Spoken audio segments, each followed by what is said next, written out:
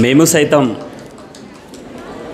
ప్రోగ్రాంకి వచ్చినటువంటి విద్యార్థులకు మా పోలీస్ తరపున నమస్సుమాంజలి. ఇది చాలా మంచి కార్యక్రమం. ఒక నాలుగే విషయాలు చెప్తాను, దయచేసి ఇక్కడ ఈ కార్యక్రమం నిర్వహించడం అనేటటువంటిది ఎటువంటి స్వార్థం లేకుండా నిర్వహించినటువంటి నిర్వాహకులకు మా పోలీస్ తరపున ధన్యవాదాలు తెలుపుకుంటున్నాం. పెంటయ్య గారు నాకు ఇంతకుముందే పరిచయము. ఊడూరులో ఉన్నప్పుడు ఇటువంటి సేవా కార్యక్రమాలు చేయడంలో ఆయన ముందుంటారు. ఎటువంటి స్వార్థం లేకుండా ఇటువంటి సేవా కార్యక్రమాలు నిర్వహించడంలో ఆయన ఇంకా ముందుకెళ్ళాలని నేను కోరుకుంటున్నాను. సేవ కుమార్ అనే బదులు సేవ తండ్రి అంటే మంచిదేమో ఆయన పేరుగానే అనిపిస్తున్నది. కుమారుడు గాడు సేవలో ఆయన తండ్రిలాగా చేస్తున్నాడని చెప్పేసి అనిపిస్తున్నది. ఆయన చాలా విషయాలు చెప్పారు. ఒక్క విషయం నేను చెప్పగలుగుతా. మనం ఎక్కడ పెరిగామన్నది కాదు, ఎలా పెరిగామన్నదానికి ఒక ఉదాహరణ. ఒక ఇంటి దగ్గర ఒక ఇంట్లో మల్లె చెట్టు పెరుగుతుందన్నట్టు. అయితే ఆ మల్లె చెట్టుకు ఎటువంటి నీళ్లు పోయట్లేదు, కేవలం మనం యూజ్ చేసిన మురికి వాటర్తోని ఆ మల్లె చెట్టు పెరుగుతుంది. అదేవిధంగా ఒక తోటమాలి ఒక మల్లె చెట్టును బృందావనం గార్డెన్లో పెట్టి పెంచుతున్నాడు. దానికి రోజు మినరల్ వాటర్ పోస్తున్నాడు, దానికి అవసరమైనటువంటి మందులు ఇస్తున్నాడు, అన్నీ చేస్తున్నాడు. ఒక 2-3 నెలల తర్వాత 2 చెట్లు పెరిగినాయి. ఏదైతే ఇంటికాడ గాలికి వదిలేసిన మురికి నీళ్ళతో పెరిగినటువంటి చెట్టు కూడా పెరిగింది. అదేవిధంగా గార్డెన్లో కూడా పెరిగినటువంటి చెట్టు కూడా పెరిగింది. దానికి 2 కూడా పూలు కాసినాయి. ఆ 2 పూలను తీసుకొచ్చారు. తర్వాత పరిశీలించి చూస్తే 2 సేమ్ కలర్ ఉన్నాయి, 2 సేమ్ వాసన ఉన్నాయి. అంటే దీని ఉద్దేశం ఏంటంటే నువ్వు ఎక్కడ పెరిగావని కాదు, ఎలా పెరిగావనేది ఇంపార్టెంట్. మురికి కుంపలో పెరిగినా, అష్ట కష్టాలలో పెరిగినా చివరికి ఇచ్చే ఫలితం ఆ గార్డెన్లో పెరిగిన మొక్కతో సమానంగా ఇచ్చింది. కావున విద్యార్థులు కొందరు ఏమనుకుంటారంటే మేము గవర్నమెంట్లో చదువుతున్నాం, మాకు అవి లేవు ఇవి లేవు అనుకునేటటువంటి దృఢ నిశ్చయం వాళ్ళ లోపల ఉండాలి. ఆ మల్లె చెట్టులాగా మురికి కుంపలో పెరిగిన దానికి ఫలితం ఇచ్చేటటువంటిది గార్డెన్లో పెరిగినటువంటి మల్లె మొక్కకు సమానంగా ఇచ్చే ఫలితంగా ఇవ్వాలని నేను విద్యార్థులు కోరుకుంటున్నాను. ఇంకొక విషయం, గుడి రాయి, గుడి గోడ రాయి, గుడిలోని దేవుడు రాయి. ఒక రాయిని మొక్కుతున్నాం, ఒక రాయిని తొక్కుతున్నాం. ఎందుకు అంటే డిఫరెంట్ పేషెన్స్, ఓపిక. ఎక్కడ అనంటే తిరుపతిలో అర్ధరాత్రి 12 గంటలకు పూజారి టెంపుల్ను క్లోజ్ చేద్దామని చెప్పేసి క్లోజ్ చేయనిపోతే ఆ ముందులో ఉన్నటువంటి గడప లేచి కోపం వచ్చింది. ఆ గడప లేచి వెంకటేశ్వర స్వామిని అడిగింది అన్నట్టు. స్వామి నువ్వు అదే రాయికి వెళ్ళి వచ్చినావు, నేను కూడా అదే రాయికి వెళ్ళి వచ్చిన. రోజేమో భక్తులు నిన్ను మొక్కుతున్నారు, తీర్థప్రసాదాలు ఇస్తున్నారు, నీకు అభిషేకాలు చేస్తున్నారు, నన్నేమో వచ్చిన భక్తులల్లా తొక్కుతున్నారు. ఎందుకు స్వామి డిఫరెన్స్? మనం ఇద్దరం ఒకటే రాయి నుంచి వచ్చినాం కదా అని అంటే అప్పుడు వెంకటేశ్వర స్వామి చెప్పిండట, పిచ్చిదానా, ఇద్దరం ఒకటే రాయికి వెళ్ళి వచ్చినాం కానీ నిన్ను 2 దెబ్బలు కొట్టేటలకు నువ్వు భరించలేను అమ్మా అని చెప్పేసి అన్నావు. ఇటొక దెబ్బ అటొక దెబ్బ కొడితే నేను ఇలా తయారు చేశారు.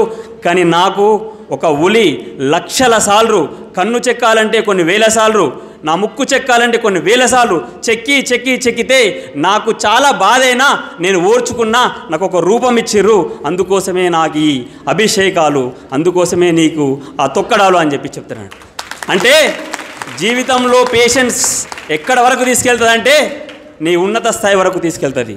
కాబట్టి అందరూ పేషెన్స్ అనేటటువంటిది ఒకటి కావాలి. కాబట్టి చివరగా ఒక విషయం చెప్పదలుచుకున్నాను. స్పెయిన్ కంట్రీ జాతీయ క్రీడ ఏంటిదంటే బుల్ ఫైట్, అంటే ఎద్దు క్రీడ. ఆ క్రీడ ఏంటంటే ఒక ఎద్దు మీద ఎవరు ఎక్కువసేపు కూర్చుంటారో వాళ్ళు విన్ అయినట్టు. అది ఒక గొప్ప క్రీడ ఏదేమైనప్పటికీ పక్కకెడితే ఆ ఎద్దును సెలెక్ట్ చేయడం అనేటువంటిది చాలా విచిత్రమైన పద్ధతి. ఎద్దుని ఏ విధంగా సెలెక్ట్ చేశారంటే ఒక షార్ప్ పదునైనటువంటి ఒక గుణపంతో, ఒక సూది కన్నా షార్ప్ ఉన్నటువంటి ఒక ఆయుధంతో ఎద్దును ప్రతిసారి ఇక్కడ తల మీద కూర్చుతారు అన్నట్టు. కూర్చిన ప్రతిసారి ఎద్దు ముందుకెళ్ళాలి, కూర్చిన ప్రతిసారి ఎద్దు ముందుకే వెళ్ళాలి. వెనకకు వెళ్తే ఎద్దును రిజెక్ట్ చేస్తారు.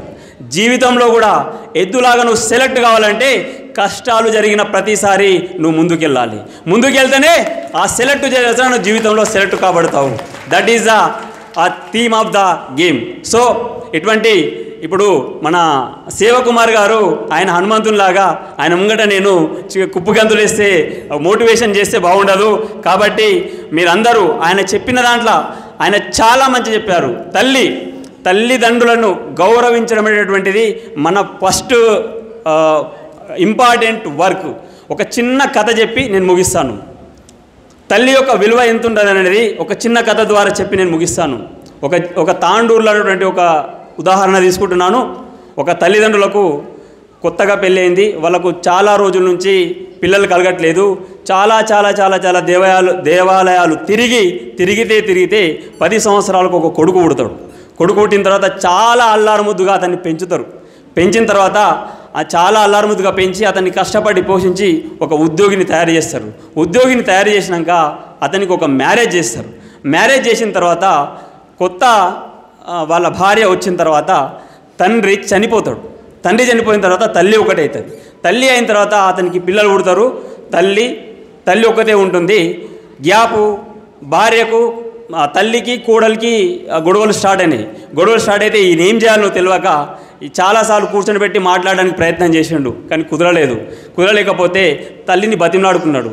అమ్మ మరి నీవు ఇక్కడ ఉంటే కోడలు ఒప్పుకునేటట్టు లేదు, ఏదైనా చేయాలంటే ఏం చేద్దాం బెటా అని అన్నాడు. సరే, ఒక వృద్ధాశ్రమం ఇక్కడనే హైదరాబాదులో ఉంది, నువ్వేమనుకోకుండా మేము నేను వృద్ధాశ్రమంలో ఉంచుతూనే ఆమె నాతో ఉంటా అంటుంది, లేకపోతే ఉండంటుందంటే, సరే తల్లి నా కొడుకే కదా బాగుపడేదని చెప్పేసి తల్లి ఏమన్నదంటే, సరే బేటా నేను వృద్ధాశ్రమానికి పోతాండి. తల్లికి కొడుకుకు చాలా ప్రేమ. తల్లిని కొడుకు వదిలి ఉండలేడు, కొడుకు తల్లిని వదిలి ఉండలేడు. కానీ భార్య ద్వారా కొద్దిగా గ్యాప్ వచ్చేసింది అని చెప్పేసి కొడుకు పోయి తల్లిని వృద్ధాశ్రమంలో జాయిన్ చేసిండు. జైన్ చేసిన ప్రతి వారంకోసారి తల్లి దగ్గరికి పోయి వస్తుండు. తల్లి ప్రేమను కాదనలేక ప్రతి వారంకోసారి పోయి వస్తుంటూ అట్లా 6 నెలలు గడిచిన తర్వాత వారం కాస్త 15 రోజులకు అయింది. ఈయన బిజీ షెడ్యూల్ ఉండడం వల్ల 15 రోజులకు ఒకసారి పోవడం స్టార్ట్ అయింది. అట్లా మళ్ళీ ఒక 6 మంత్స్ జరిగిన తర్వాత నెలకు ఒకసారి పోవడం జరుగుతుంది. అట్లా 6 మంత్స్ జరిగిన తర్వాత 2 నెలలకు ఒకసారి పోవడం, అలా విధంగా దూరం పెరుగుతూ వచ్చింది. కొన్ని సంవత్సరాల తర్వాత సంవత్సరంకి ఒకసారి పోతున్నాడు తల్లి దగ్గరికి. కొన్ని సంవత్సరాల తర్వాత 2-3 సంవత్సరాలు అయితే కూడా పోతలేడు తల్లి దగ్గరికి. 2-3 సంవత్సరాలు పోతున్నాడు. తల్లి చాలా బాధపడుతుంది వృద్ధాశ్రమంలో. ఒకరోజు చాలా 5 సంవత్సరాల తర్వాత తల్లి దగ్గరికి పోయిండు.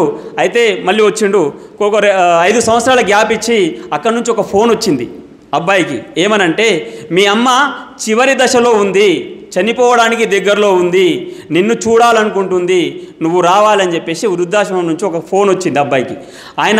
ఆయన వెళ్ళిండు ఏడికి తల్లి దగ్గరికి వెళ్ళి, డాక్టర్స్ ఇట్లా నన్ను కాల్ చేశారమ్మా, వచ్చాను అని చెప్పేసి అంటే, వచ్చినావా బేట, చాలా బాగున్నావా, ఫ్యామిలీ బాగుందా అని చెప్పేసి తల్లి బాగా అడిగిన తర్వాత వెళ్ళిన ప్రతిసారి కొడుకు ఏమంటాడంటే, అమ్మ నీకు ఏం కావాలంటే, నాకు అన్నీ బాగున్నాయి బేట, ఇక్కడ ఆశ్రమం వాళ్ళు చాలా మంచిగా చూసుకుంటున్నాను, అన్నీ బాగున్నాయి అని అంటారు. కానీ చివరి దశలో ఉన్నప్పుడు తల్లి కొడుకు పోయేటప్పుడు అడుగుతాడు అన్నట్టు, అమ్మ నేను వెళ్తున్నా, మరి డాక్టర్లు నీది కొద్దిగా అటు ఇటు అంటున్నారు, మా అంటే వారమో 15 రోజులు అంటున్నారు, సరేనమ్మా నేను మళ్ళీ వస్తాను అని చెప్పేసి అంటే, పోయేటప్పుడు యథావిధిగా ప్రతిసారి అడిగే విధంగా, ఏమమ్మా మరి నీకేమన్నా కావాలా అని అన్నదంట. అవును బేట నాకు కావాలే, నా దగ్గర అన్నీ రాసి పెట్టినా అని చెప్పేసి ఆమె దాచిపెట్టుకున్నటువంటి ఒక బాక్స్లో నుంచి ఒక చిట్టి తీసి నాకు ఇచ్చింది.